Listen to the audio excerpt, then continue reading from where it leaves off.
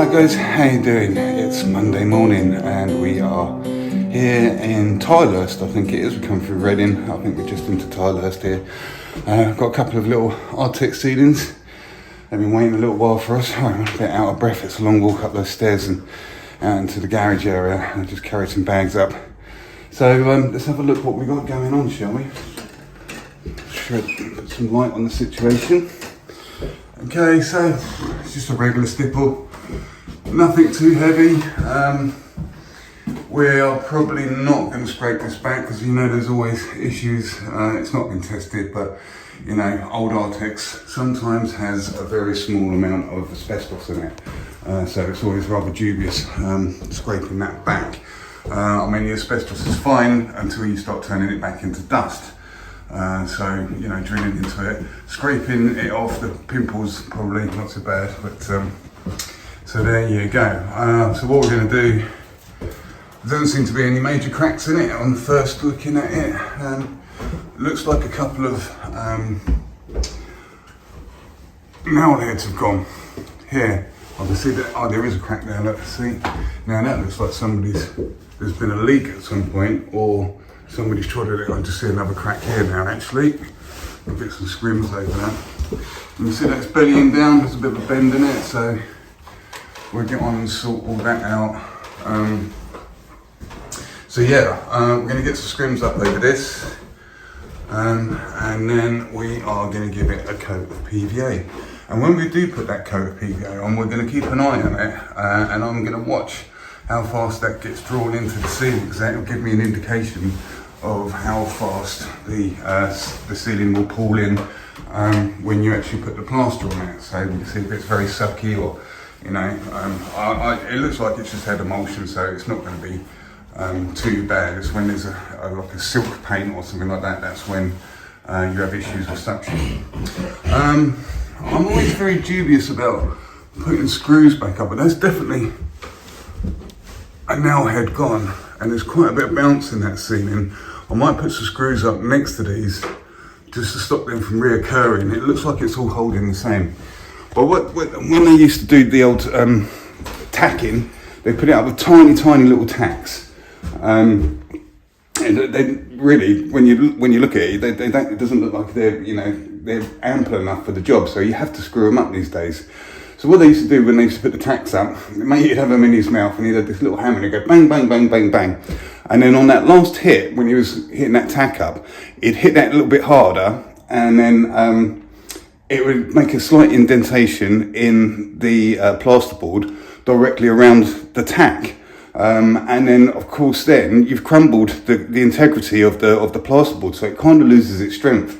So the tack stays in the ceiling, and then the plasterboard is allowed to kind of bounce up and down, and you get these little nail heads, what's happened there, and they just pop off, just with vibrations of people opening, closing doors, going up in the loft and stuff like that. So that is why people don't put plasterboard up with nails anymore. That's the ceiling we just come out of, and then we've got this little single bedroom here to do as well, which looks like it's exactly the same. Just a little bit of scrimming up to do. Looks like the lights have been changed. So yeah, we'll just get cracking. Okay, I've just noticed something else. Something that's very, very dangerous in this room. I'm just gonna have a pan around. Let's see if you can notice it. What could be the issue here? Let me just come through this way. Got exactly the same pit hole danger, it would appear, in here. If you notice these doors, then you are bang on your money. These are like oak veneers, and they look pretty new to me. Now, oak veneer, especially oak, you get plaster on there, it's going to burn a black stain into it. It's a real schoolboy error getting anything on these doors. If they've been treated, it's not so bad, but this still feels quite rough. I don't think it's been treated. It might have had like oil or something like that. But these doors, with the oak veneers, it plaster on it, it reacts with the wood, causes a dirty, great big black stain, exactly the same shape as your blob of plaster that you might have got on there. And it won't just be on the surface, it will go right down deep. You get plaster on oak veneer doors, or I'm not too sure, but there's, anytime you feel like wood like this, there's other woods, I think redwoods react to a bit as well, but yeah, be double careful with these. We're gonna have to cover these up, or I might even take them off, to be honest with you. Get plaster on that, that's a brand new door. Because you won't be able to, especially the oak veneer, because obviously the veneer is very thin, so it's going to go all the way through the veneer, and that's a new door. Watch out for that. Okay, so I just got some drywalls in, just nipped them up tight next to where those popped nail heads are. Down here it kind of feels like it's hanging off the joist completely. I'm not going to start randomly sticking in loads of screws up there because I don't know what's above there. Hit electric wire, or even worse, a water pipe, and then obviously you're going to have a problem on your hands. It's a nice bit of cracking just across this one edge in the larger room. I've scraped it back, there's a little bit of bounce in there. There's only so much we can do with that. We're going to probably come down the wall a little bit of PVA and just fill that. Primarily with a bit of multi-finish, and then it's probably going to need a bit of sanding back and maybe some proper, decorator's filler afterwards. The scrims up where we've noticed cracks. It's not too bad in here, and then Shay's applying a thin coat of PVA. Remember, it's best to put your scrims up before your PVA, so you're actually physically gluing them scrims up to the ceiling. If you do it the other way, get your ceiling all wet with PVA and then try and put your scrims up, it's not going to work. The scrim's going to fall off whilst the PVA is wet. Looks like we might need a little bit more PVA knocked up. I'm just using this up before it goes smelly. Alright. And then I've got some knocked up in that. Red You see, it's quite a thin solution we've got going on here. Yeah, we have got some knocked up there. I mean, alright, got some. I'll go 50-50. With the PVA, and see, we're not dripping it all over the place, and we're just putting on an ample amount, no more than what's necessary, because we're not trying to kill suction here, we're just using it to actually physically stick the plaster to the painted surface. And so we tend to use quite a fluffy external roller, which has, goes quite a long way and gets into all crevices and stuff like that. Do you want to just load it up? We kind of like use one of these tabs so you can run any excess off up the side of the bucket. You put your foot up there like that, you just push it off. Saves any drips getting anywhere. It's usually the edges of the brush, yeah. With a roller like that. And see, it just goes back into the tub.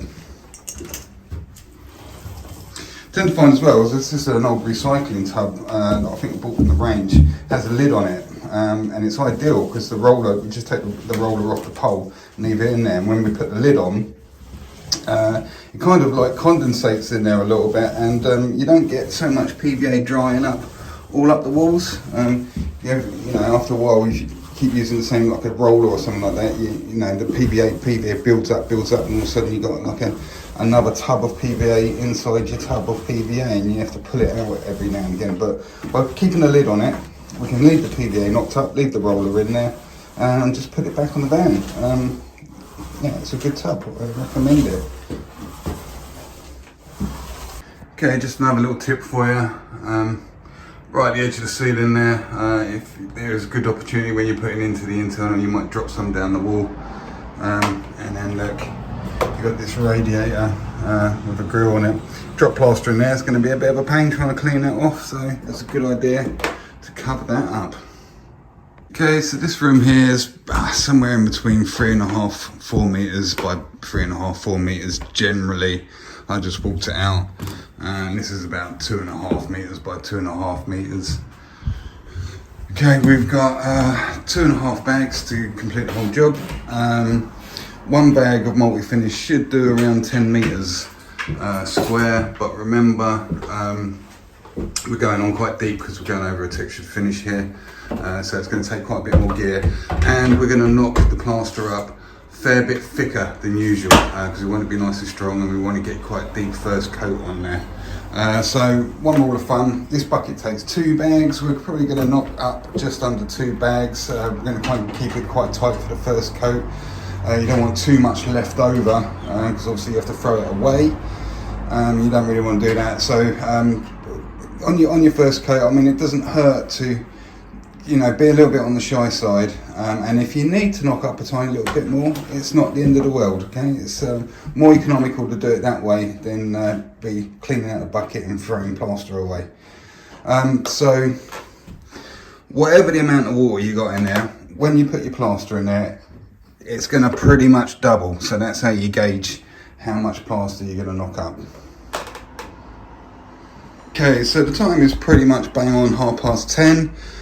We've had a very slow setup here. We've had to dust sheet all up the stairs, and we've had a cup of tea, and we've been chatting with the customer and stuff. So yeah, we're just about ready to start knocking up our plaster this minute at 10:30.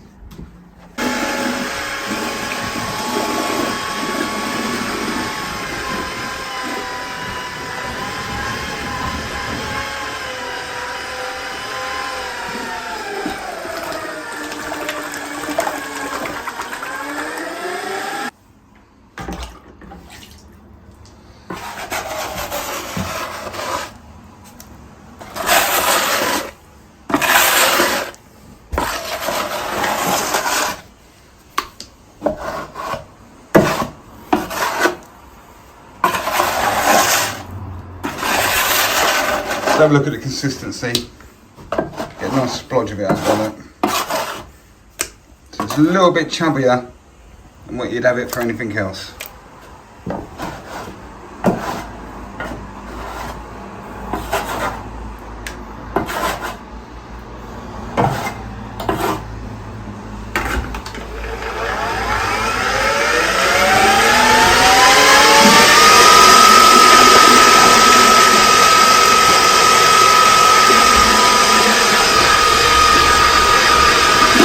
Okay, so we just knocked up our plaster.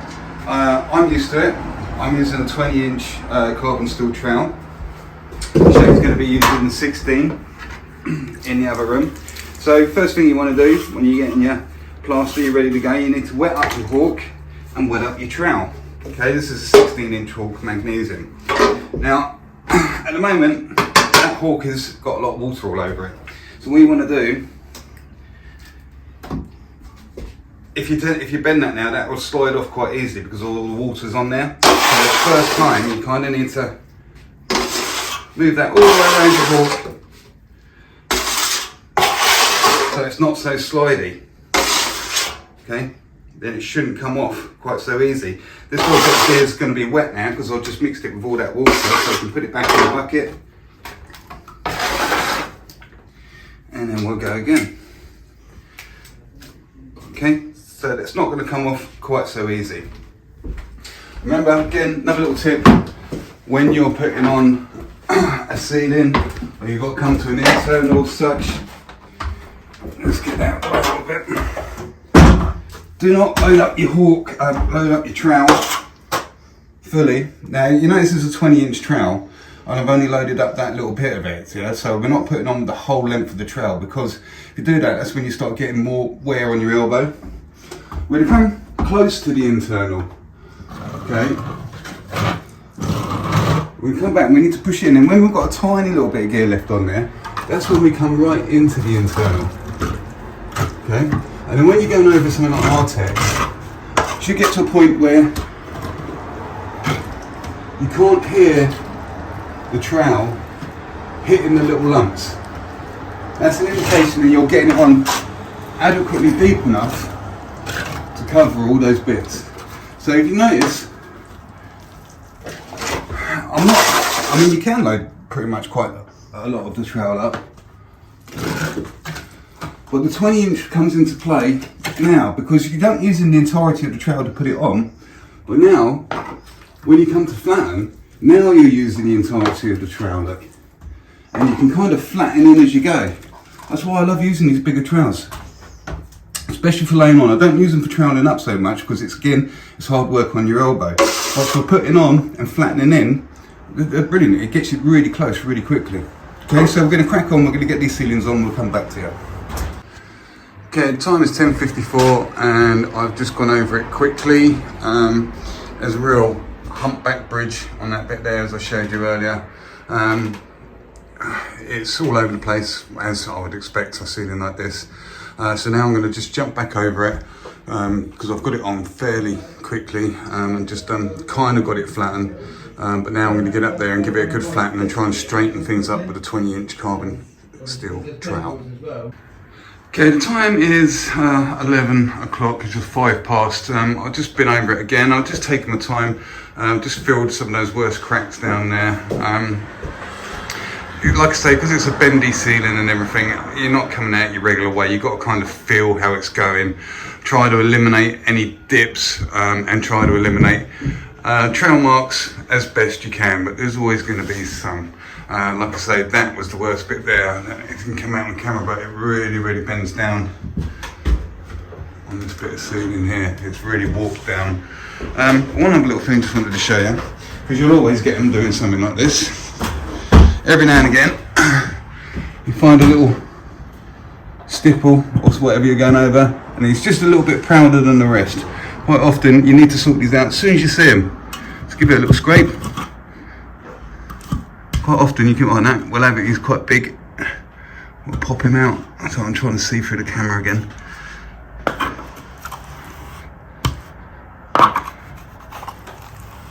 And he's gone. Yeah, get them straight away. As soon as you see him. It's probably a good rule in general, really. As soon as you see a possible problem, sort it out straight away. Don't leave it and think, I'll get it on the next go. So again, like I say, it's 5 past 11. It's taken on the shape of the stipples, the inverted shape, through the weight of the plaster, because it's so wet at the moment. So there's not much point in touching that until it picks up. So got time on our hands, that's all we've got to do today. So yeah, nice kind of like chilled one for a Monday morning, which is very much appreciated. Okay, so the time is 11:32 and I've just come back to give this ceiling another flatten. It's picked up a little bit. The time is 11:40. I've just given it that second flattening. There's still a bit of the texture coming through under its own weight. It's still, so we'll let this go a little bit. But as you can see, we've managed to eliminate with that 20-inch straight carbon steel trowel a lot of the trowel marks. So it's starting to look like something.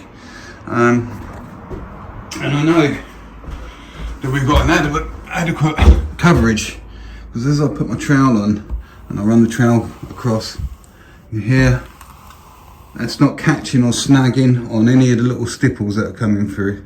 So it's just the right depth. Don't need it to be any deeper than it needs to be. So yeah, gonna have to just again let this go a little bit further. Okay, so the time is 11:58, I believe. Come back to the ceiling. I mean, it's time to sort of like get the second coat on. Now, we did knock up a little bit too much, because it was a bit short for getting this ceiling on, which Shay is taking care of. And he's over knocked. So we've got this left in the bucket. It's just, I mean, it's not workable, but what we're going to do, we're not going to throw that away, we're going to save that. And we're going to add some fresh water to it. And we're going to spin that round and knock that right back.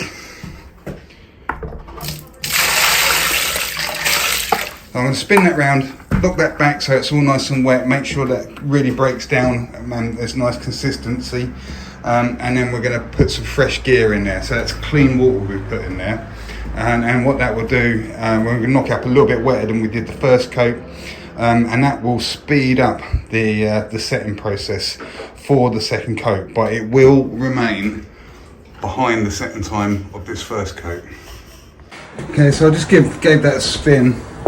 Knock that right back. I've got the bucket trowel, got it right down into the corners and stuff, try and lift any of that gear up off the bottom of the bucket.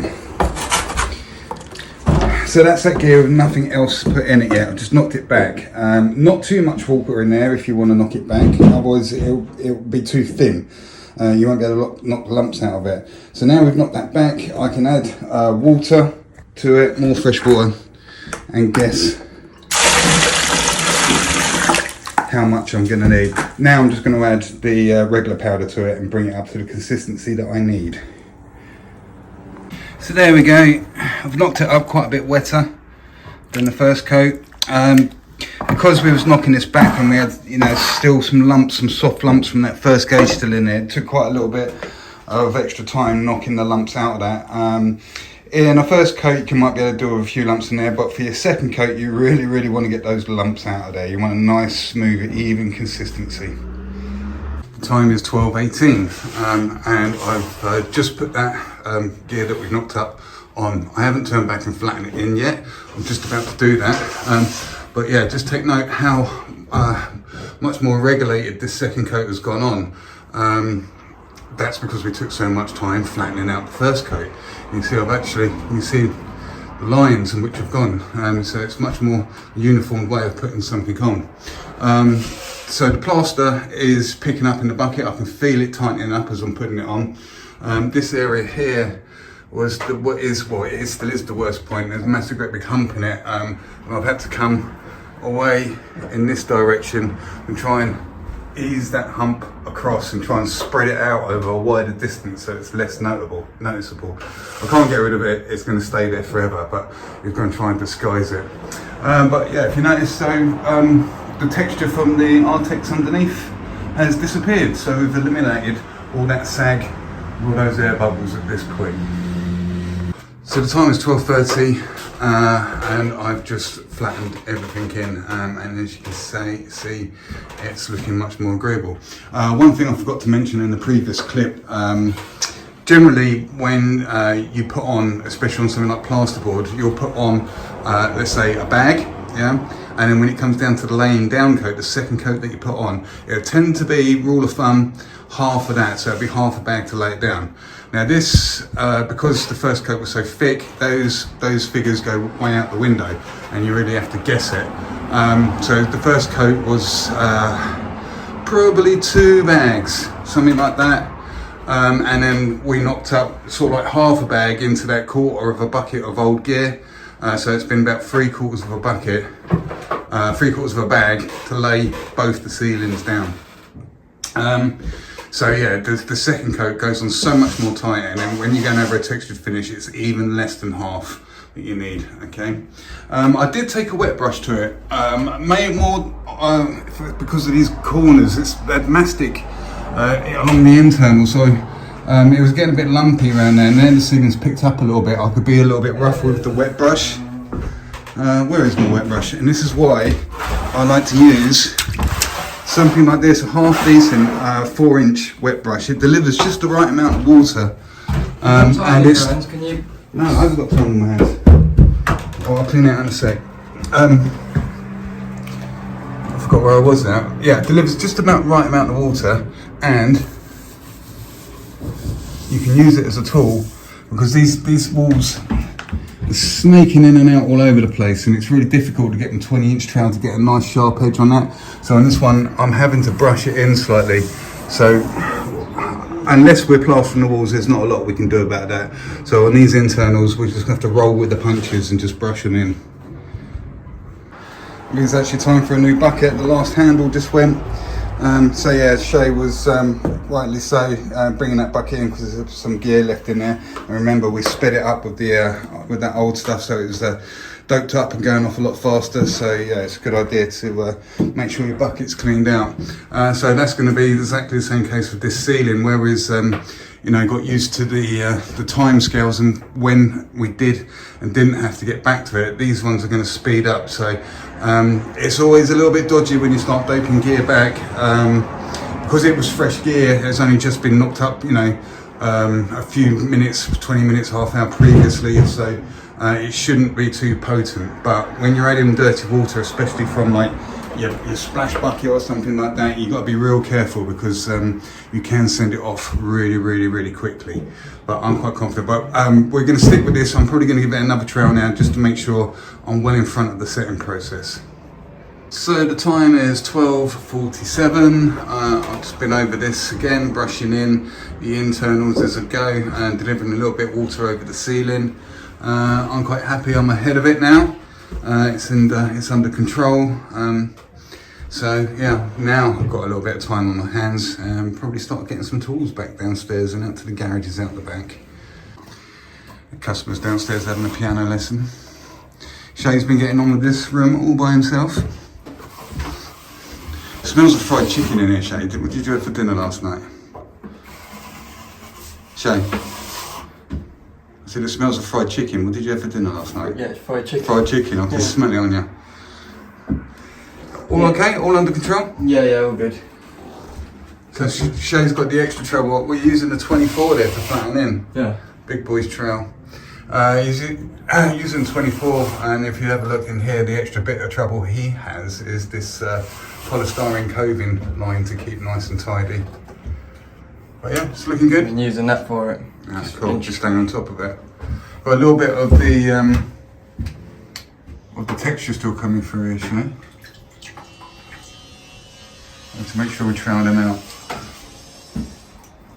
Time is 4 minutes past 1, and I'm going to go over it again with the wet brush and the 20-inch carbon steel trowel. Okay, so the time is 16 minutes past 1, and the ceiling's really starting to pick up now. We're starting to get a little bit of the fat out of it, a little bit of residue, the sludge. I think plasterers tend to call it fat coming out of the ceiling. Generally we're pushing quite a bit of that back in, but that's across that top edge.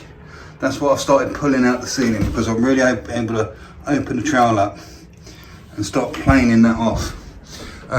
Where you can see with the lights catching it, really shows some tear marks. That's where the really tough carbon steel trowel is catching some bigger granules and planing them off. You're really using the edge of the blade now, the edge of the trowel.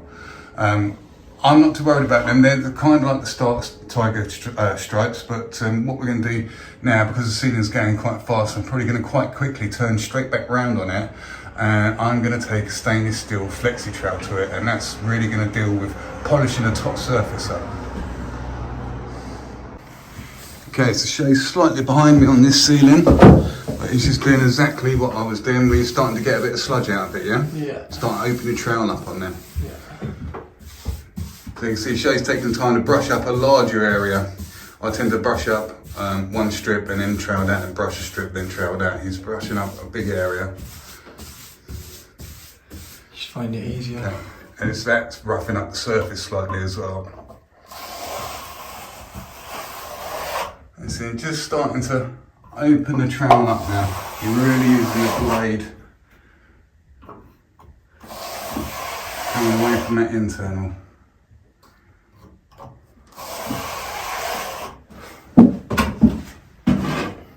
Okay, so what I tend to do, brush a little strip, and I'll come at it 3 times. So trowel's nice and clean. We're going to come up, we're opening the trowel up, I'm going to get the angle, and then I'm going to push. Again with the trowel being open, and that gives us a little bit of this residue, and then when we come back again we close the trowel back up, and that's what gives it its polish. So look, I'm giving it a push, open the trowel up, open the trowel up, and just closing it in. It's giving it its polish. A little bit of water, giving it a push, I'm opening the trowel up this way, and then I'm coming back in, just closing that trowel up. And we just continue this across the whole ceiling now. Keep taking more and more. The residue that comes out will be getting thinner and thinner. And when this pretty much stops coming out, that's when your ceiling's finished. Cool. So the time is 1:32, and I'm telling you these times so you can calculate how long there is in between passes and how long the ceiling has taken. I've gone over it again with the carbon steel again. So I'm standing back in that bad position, where the light's really catching it and showing up tiny discrepancies. So this is still some striping there, but they're starting to polish out, even with the carbon steel. And probably one of the reasons I can do that with the carbon steel is because this is quite an old trowel, so it's really nicely broken in. If you do decide to switch and have a go with carbon steel, you're probably gonna have to give it a few weeks before it starts breaking in, using it for putting on and stuff like that. So yeah, brand new carbon steel trowel, you won't be able to trowel up to that. So the time is 1:35. I've just been across it, I'm giving it a bit of a touch. Feeling I might give that another trowel now, with the carbon steel. Again, it's troweling up so nicely, and that is because we took the time and put it on so flat. We gave it 2 flattens of that first coat. It's making this trowel up so much easier. I can see when I'm running the 20-inch trowel across there's no holes in it whatsoever. The whole entirety of the trowel is evenly touching the whole of the ceiling every time you make a sweep on it. It's really troweling up nice.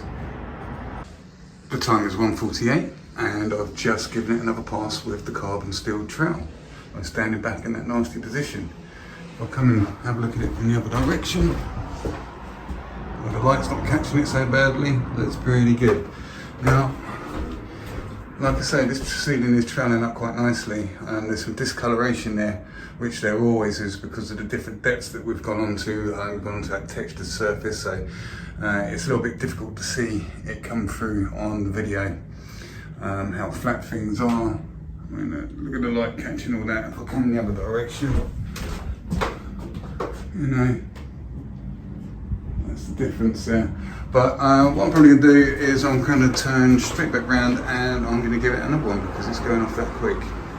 Time is bang on 2 o'clock and I've just been around for the last time with the carbon steel trowel. And I'm standing right back in that problem area that was catching the light.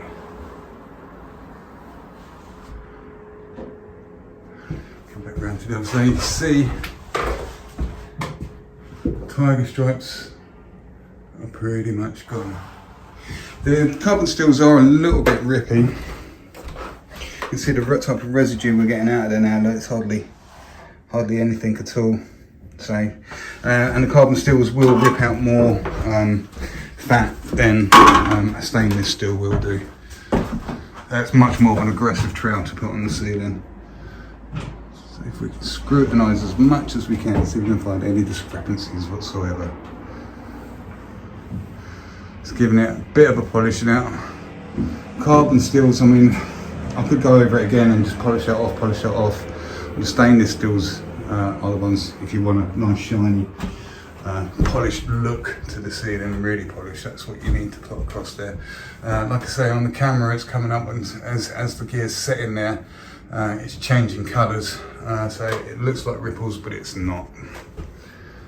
It's quite difficult to demonstrate. I'll just show you across here, actually, whilst we're having a look. So this will show up. So that's sort of like the bend we're getting, or had to deal with, and that got worse and worse into the ceiling, so it's sitting flush on the back. And what that's doing, how that's rotating, that's what we had to deal with there. And like I say, there's only so much you can do with that. We've had to try and ease that out and disguise that, but that bend's still in there. And like I say, using a 20-inch, it really helps out with things like that.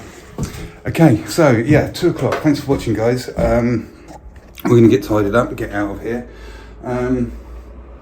Have a look at the channel. We've got loads of stuff up there now. The playlist, United Kingdom Plastering, is what we called it. Yeah, if you did like this video, I'm sure there's something else on there that might take your fancy. We've got all sorts of things and some theory lessons as well that I'm quite proud of doing. So, thanks very much, guys. We'll see you on the next video.